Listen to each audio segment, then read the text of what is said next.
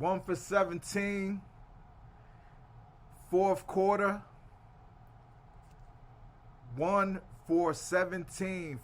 In the fourth quarter from our superstars. Lots of different opinions. Let's talk about it. Talk on. Talk on. Talk on. I'm not going to lie to anyone or try to pretend that I'm not in an emotional place right now. I am in a emotional place right now. What I saw last night disturbed me. I went to sleep not believing in it. And then after I went to sleep not believing that what happened, I woke up this morning with my son who got sent to sleep before the game was over. And he's watching it in disbelief, and I'm watching it in disbelief, and we're looking at each other.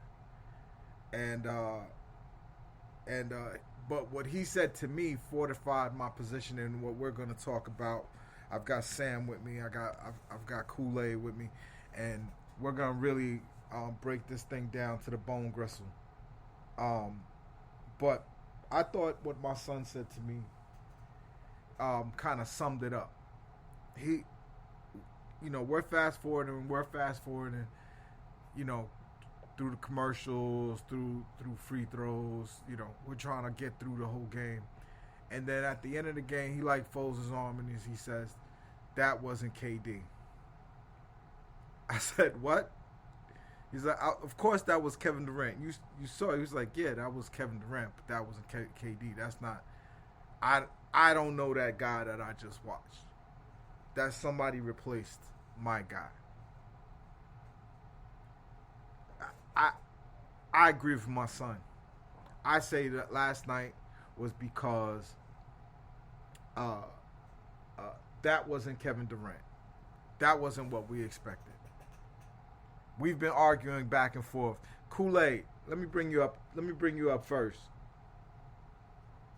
We've been going back and forth. Hey, what's good? We've been going back and forth on text, on anything that we connect on. And you have a very specific and consistent, might I add. It's not like you waver or go back and forth. You have been consistent on this subject matter. But you have a viewpoint on this that we differ. Please lay your viewpoint out first. And okay, so I'm going to respond. But go ahead. So for the people that's listening, my viewpoint comes from a player and also a fan. So I wasn't big on Nash from the beginning. I'm not big on Nash at this moment. Now, what I will say, and I'm only going by this series, the last two games. I'm not going to kill him for regular season because when the playoffs start, regular season don't count. So I'm not going to use none of that for argument, negative or positive. Only going on the two games against Boston. So our issue is you don't think Steve Nash deserves any blame.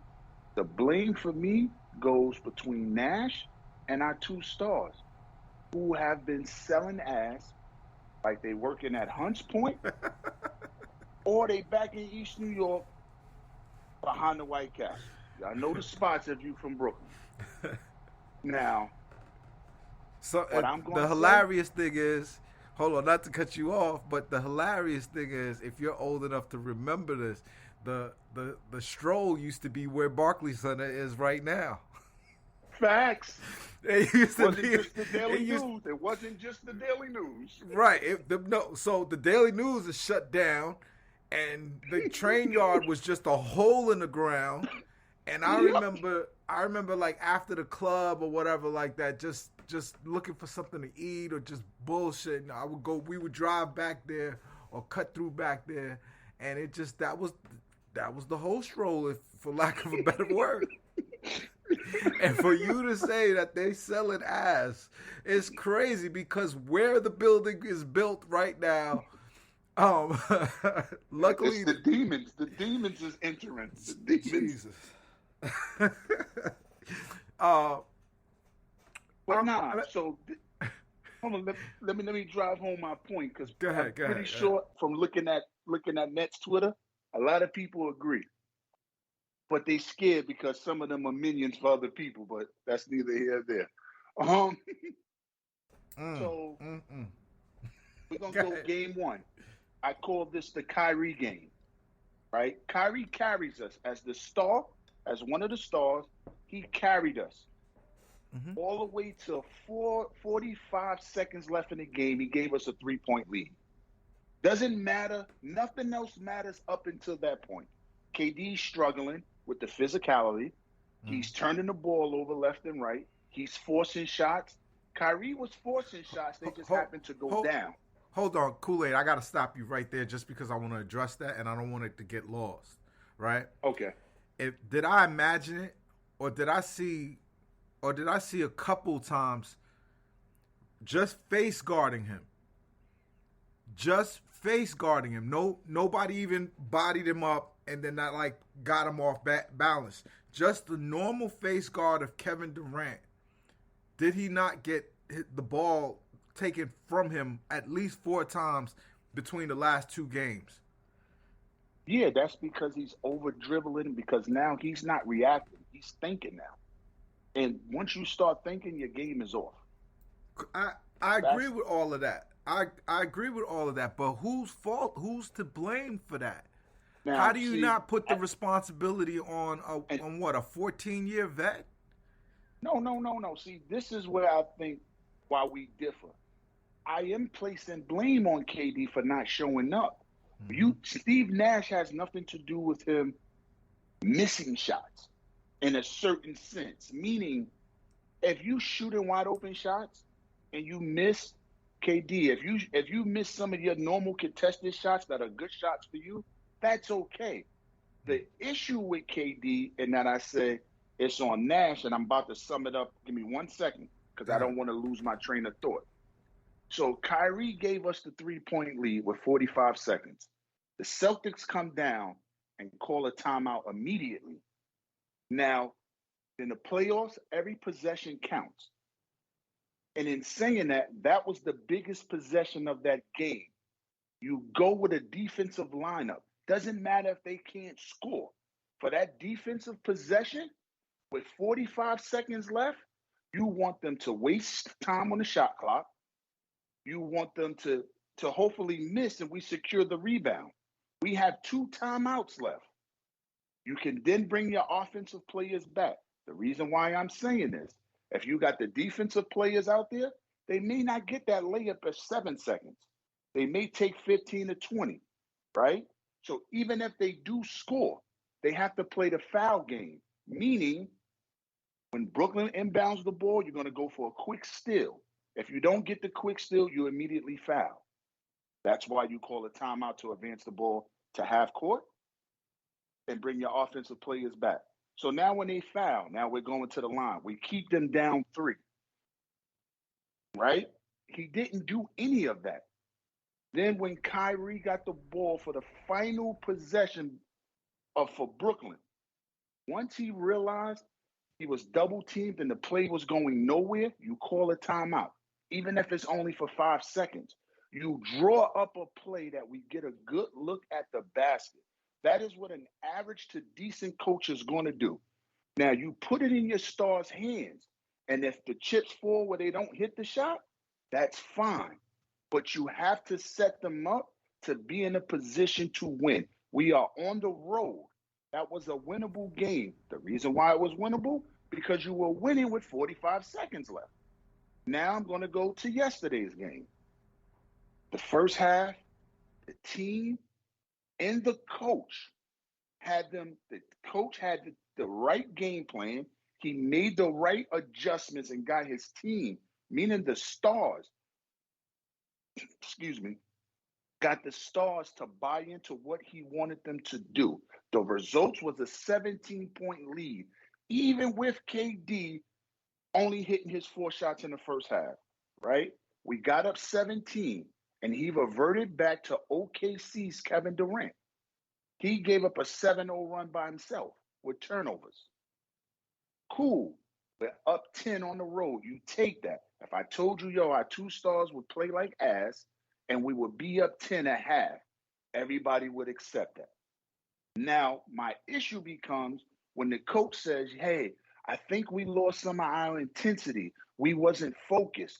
Okay, call a timeout, get them to refocus, get them to figure out the game plan. Because we keep talking about we have closers. Like I said last night on Twitter or this morning, 7-Eleven is open 24 hours. They never close. That is the issue with us. That is the issue. They haven't closed. Now I'm gonna bring in Sam to support your point. Me and Sam have been going back and forth all morning as well. I love it. Samwise, talk to us. Just flow with it. You know what it's been. Support your buddy Kool-Aid's take. Yeah, I mean, like it's funny. I think for as sophisticated and complex as the NBA can be, I think that a lot of the discussion about Nash and the offense, I think we're like trying to split the atom when I just don't think a lot of this is that crazy. Like, I think you can say on one end that KD's turnovers and some of KD's shot selections are on KD and KD only. And I would 100% agree with that. But I think that you're seeing the same problems over and over and over again.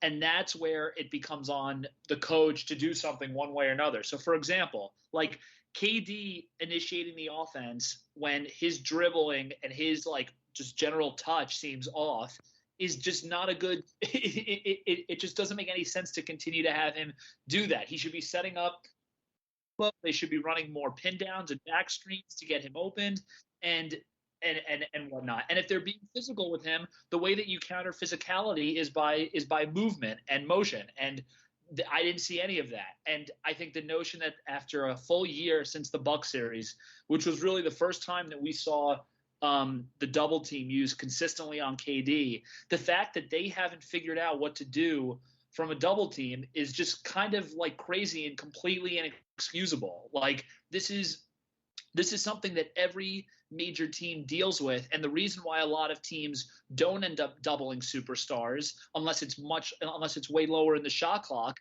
is because they know that they'll end up getting beat because at a certain point, then you're on 4-on-3 on defense. But for some reason, teams will double the nets. And I know like Kool-Aid was getting this, like teams will double the nets at like 20 in the shot clock, and the Nets are completely discombobulated, even though most teams, even most high school or college teams, as you saw in the NCAA tournament, end up getting a layup out of that. And like that just shows a lack of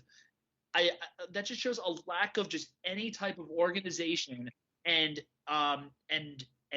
like relying on what you've done in practice in situational plays. And so that stuff to me is just completely inexcusable. And so while I think that the criticisms of Kyrie and KD are completely fair and right, and I agree with a lot of them, I just think that when you're doing the blame pie, you have to split it in a way that does put a lot of onus on Nash. And I don't think that the answer and this is my last point, I don't think the answer is like, well, they didn't shoot well, because like, look, I like doing cross sports analogies, even though they're not always perfect. But like, if your best player on a football team is the running back, like if you're like the Chargers in the mid 2000s and you're just consistently giving the ball to LaDainian Tomlinson, at the end of the day, teams are going to start, packing the inside, and you're not going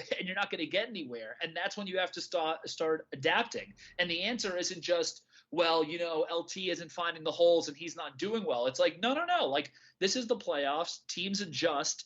And right now, the Nets are running the same thing and expecting a different result. And it doesn't matter how skilled the person is, like a KD or a LaDainian Thompson, whoever it is. Like, at the end of the day, like if you do the same thing over and over again, teams know how to react. And so that's where I just have kind of lost it. And the only thing that I can give Nash any amount of credit for, and this is just like the inside baseball of all this, and there's only a couple people in the room that know what's actually going on is